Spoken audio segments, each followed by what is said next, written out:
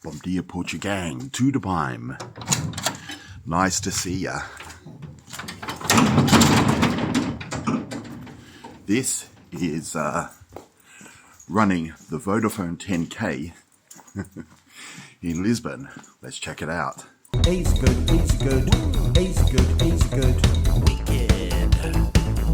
It's Portuguese good. Alright, before we get started, I noticed that many of you who enjoy my content still haven't gotten around to subscribing. It costs you nothing to subscribe, but it really, really helps me out. So go ahead and smash that subscribe button. Go on, smash it. And if you don't... That's ignorant. Alright, let's get into it. So guys, this is madness. It's just shy of 3:30 in the morning, and I've got a 3-hour drive ahead of me to Lisbon to do this 10K run. Why am I up so early? The race doesn't start until 10:20, but apparently there's around 15,000 people going to descend on Lisbon. And I want to find somewhere to park my car. The race actually goes over the very famous suspension bridge in Lisbon. So I can't actually figure out how I could get over to the other side of Lisbon to park my car so I could be at the start. So I'm going to try and... Oh, sorry. Very, very dark. Maybe I'll just put the interior light of the car on. That hasn't helped much. I look a bit like a ghost, but anyway.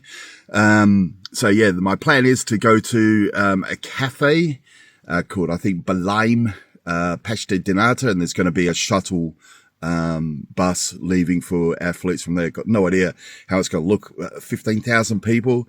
I guess it's going to be a little bit mental, so I want to be there a little bit early to make sure I find somewhere to park the car and I can get on one of these shuttle buses and comfortably get to the start line without any stress. Anyway, I'll catch up with you on the way. I'll probably stop on the way and get a coffee and maybe some bread or something for a bit of fuel, but I don't want to eat too much. I feel really weirdly nervous. I don't know why I feel nervous. Just, I don't know, doing something that's a little bit out of my comfort zone. And to be honest with you, that's the main reason that I'm doing it. I'll see you in a bit. All right, so it's about 5 a.m. and I'm about halfway there. So I'm going to stop and grab a coffee and maybe a bit of bread or something like that.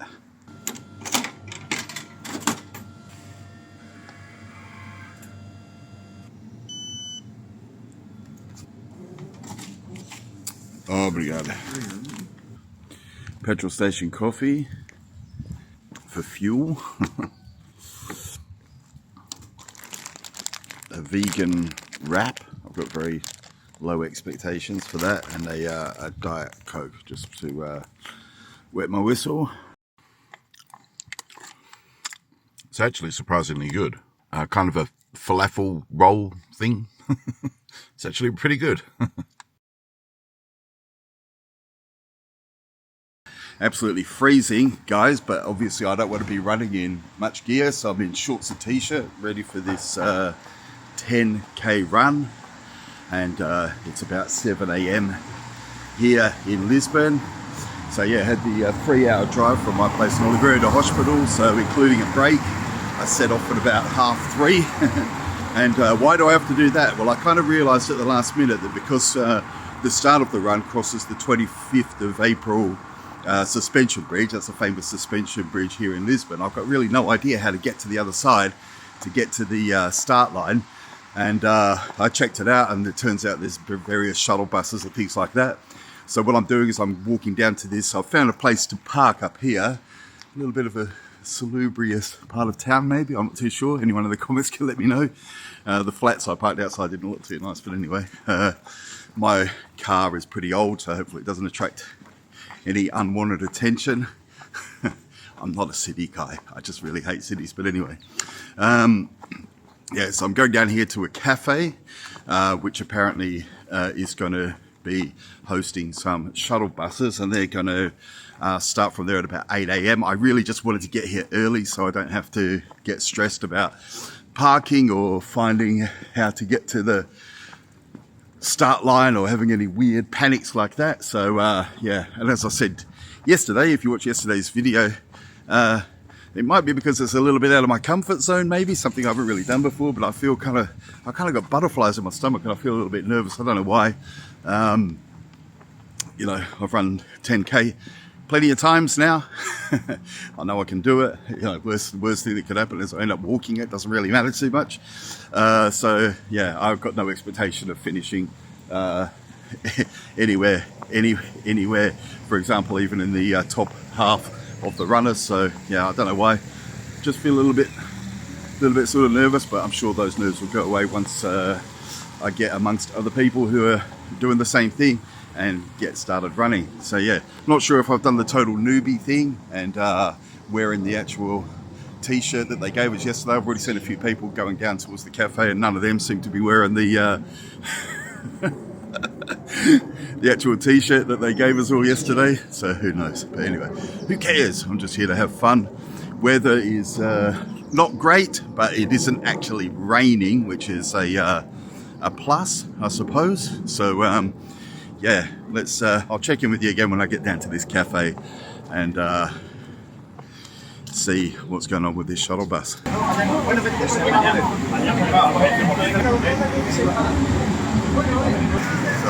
I guess I'm just going to follow everybody else. It looks as though we're going to the train station now. So yeah, not as simple as just turning up and starting. So that's a shuttle bus, and now we're going to get on the train, all included in the fee for the race, of course.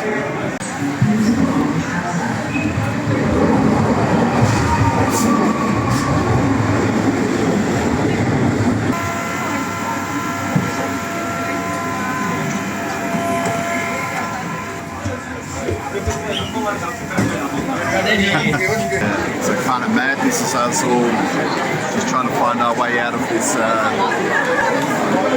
subway station. No idea where we're meant to go now. Not sure if we're supposed to leave or get on another train or what's happening. Organised chaos. Okay, so we're finally off the train. I can't remember if it's 12,000 or 15,000 runners, so yeah, quite a bit to get everyone moving to where we all need to be. And this is where it's definitely better to be a man. All the men are just relieving themselves pre-race in the bushes over here. Obviously not as many opportunities for the ladies to partake. A few people already started running to warm up. It's really quite chilly. Not exactly sure what the temperature is. I think it's about 5 degrees or something like that. With it being wet, it's not too windy, but there's a little bit of a breeze. So yeah, it's quite cool. Yeah, probably not such a good look, but needs must. As far as I can tell, there was one toilet at the train station. It was absolutely rammed, and no one's thought to put any portaloos or anything around. But yeah, now some people are heading up there, but the crowd is going down here. Should I follow the crowd? What do you think? I don't normally like to follow the crowd, but on this occasion, I think common sense is going to prevail. So there we go. I take it back. There's a whole load of portaloos there, but as you can see, quite a long queue of mostly ladies. I did notice that a few of the ladies sort of gave up and headed for the bushes. I think as gentlemen we can ignore that, can't we? No one wants to run with a full bladder. Check out this queue, guys.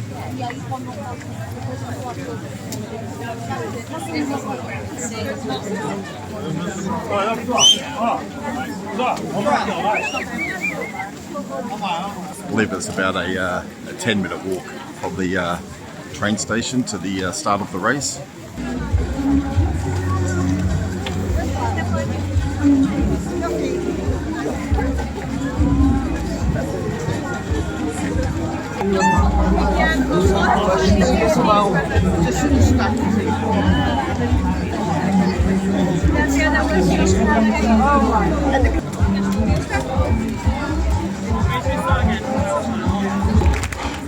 Hear anything? Louder! Agora sim está melhor! Em Lisboa ainda há gente a dormir! Vamos fazer barulho e acordar Lisboa! 30 segundos! 30 seconds to go! We've heard there's still people sleeping in Lisbon. I want to wake them up.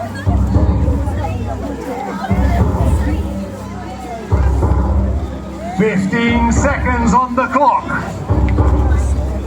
15 seconds para Inês Medeiros, Presidente da Câmara de Almada, para dar o tiro de partida. Em 5, 4, 3, 2, 1, vamos! Vamos lá fazer a festa! É Vodafone 10 km! And we're off for the Vodafone 10 kilometers today! From all over the world, from the UK, from Ireland, from Denmark, from the States, from Polska, Poland, let's go Poland! Let's go Sweden, happy to be here with you!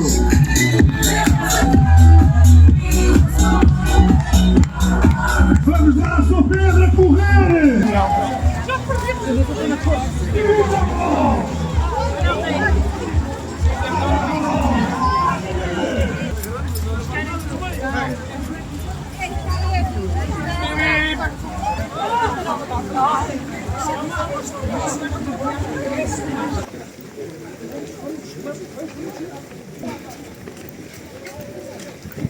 Just about at the 2.5k, 3k mark, and I can see down there where we will end up. I can see, I'm not sure if you'll be able to make it out on the camera, but all the others running. So we get to the end of the bridge, go up that road, around the block, and then come back down under the bridge. Still feeling okay, guys. See how we are. See how we're feeling at the 5k mark.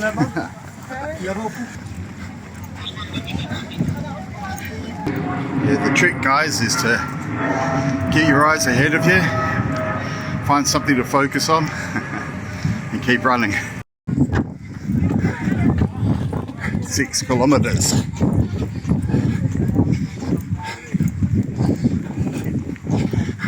I can't feel my feet.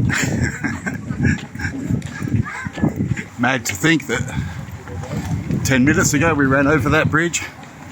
Well, honestly, it was a little bit longer than 10 minutes ago. I think we've got about 2.5 kilometers to go. I'm going to save myself for the last K and then try and get going. Someone had a fall. First person I've seen had a fall. Actually, it's okay though. It's the main thing. Obviously, pray no one gets injured doing these things. To me, it's all about fun. I think it's a bit windy now. I'll see if I can feel myself going across the finish line, if I make it. Can't feel my feet, guys.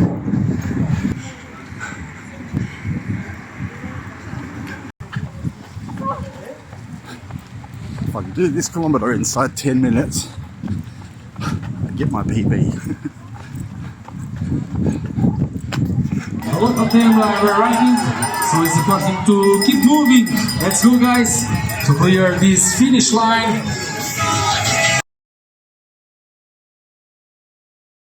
Alright guys, it's actually the day after the race, and I was just editing the video, and I realized that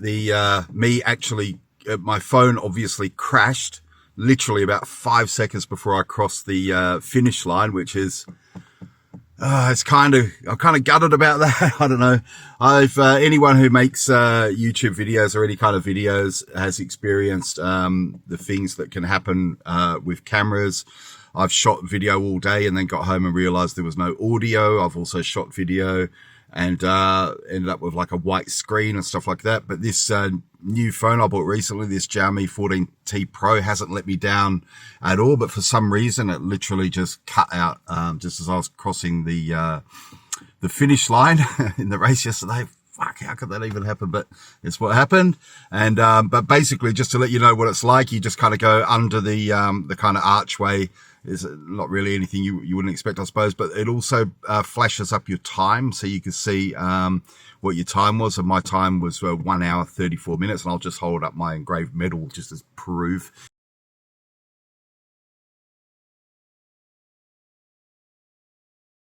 I think you can use my number and check online anyway, but yeah, 1 hour 34. A lot of you who do a lot of running will probably think that's pretty slow, and the reality is it is pretty slow. But given that less than a year ago I was 20 kilograms heavier and I probably couldn't have even walked 10k, I'm very, very happy, and it is a personal best for me. I think my best before was something like 1 hour, just shy of 1 hour 40, something like that. So yeah, I'm very pleased with that. Learn a few lessons as well. Number one is I'll definitely spend more on trainers. By about the 2k mark, I really couldn't feel my feet. And to be fair, when I bought these shoes in the shop, he said that they're not appropriate for a long run like that. So I should have just spent a bit more money. So I think, now that I'm sort of taking the running more seriously, I'll definitely spend, more money on shoes. I think as well in the future, one thing that is quite annoying is I really wanted to make this video, and I'm going to say a little bit more about that in a second. I really wanted to make this video because I wanted to bring you guys along on this journey.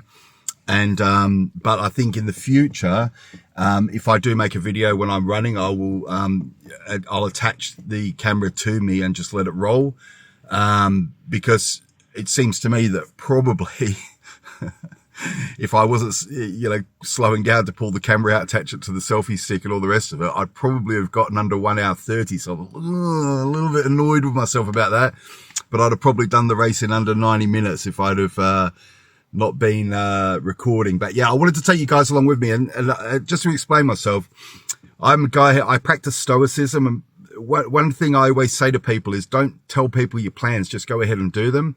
But when you have a YouTube channel, that kind of becomes part of it. So there are things I do that I don't really talk about on the channel, but obviously it kind of goes against what I say about not telling anyone your plans, just do them. And I've made a few videos about stoicism, and you can watch them to find out why I believe that if you've got plans and goals, you should kind of keep them to yourself and just go ahead and do them.